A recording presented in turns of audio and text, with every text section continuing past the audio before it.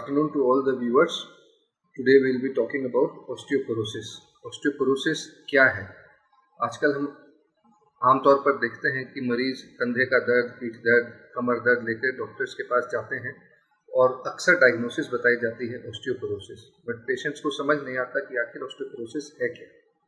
Osteoporosis का basically मतलब यह है कि हड्डियां अंदर से कमज़ोर हो रही हैं, आपकी बोन मिनरल डेंसिटी कम हो रही है। ये कैसे पता चलता है?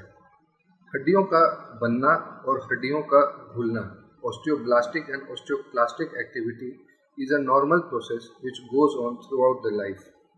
Now when there is an imbalance, when there is less bone formation and more bone resorption or osteoclastic activity is more than osteoblastic activity, हड्डियां अंदर से कमज़ोर होने लगती हैं, जिसे कि osteoporosis कहते हैं। इसके क्या लक्षण होते हैं? इसका कॉमन लक्षण होता है दर्द होना। This pain can be in the shoulders, this pain can be in the vertebra, this pain can be in the hip bones. मरीजों की हड्डियां झुकने लगती हैं, काइफोटिक पोस्चर होने लगता है, सामने की ओर झुककर चलने लगते हैं लोग। कॉमन तौर पर कुछ जगहों पे साधारण चोट लगने से भी फ्रैक्चर होने का रिस्क बढ़ जाता है। कौन से कॉमन फ्रैक्चर हैं? जैसे रीढ़ की हड्डी का फ्रैक्चर होना, कलाई की हड्डी का डिस्टल रेडियस का फ्रैक्चर होना और फिर कूल्हे की हड्डी का फ्रैक्चर होना, फीमर नेक बोन का फ्रैक्चर होना। What are the common causes of osteoporosis? Most common cause is lack of exercise, lack of calcium in diet.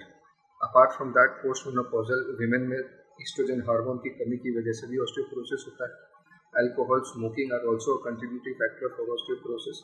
Diabetes के patients में भी osteoporosis ज़्यादा common होता है। Reduced physical activity is also a cause for osteoporosis. So how do we find out about osteoporosis?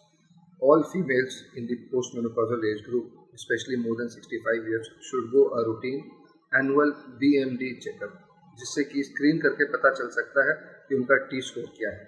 अगर T score -2.5 से कम आता है, then they need treatment for osteoporosis. And what is the common treatment? Treatment is to have a healthy lifestyle, maintain a good intake of calcium and vitamin D in your diet, exercise regularly, prevent falls, adequate sunshine is required for vitamin D in the body, और वो भी खास तौर पे दोपहर के 10 बजे से लेकर के 1 बजे की धूप, इससे विटामिन डी सबसे ज़्यादा बॉडी में सिंथेसाइज होता है। इसके अलावा no smoking, no alcohol intake and if need be then medication has to be taken to control osteoporosis symptoms. Thank you.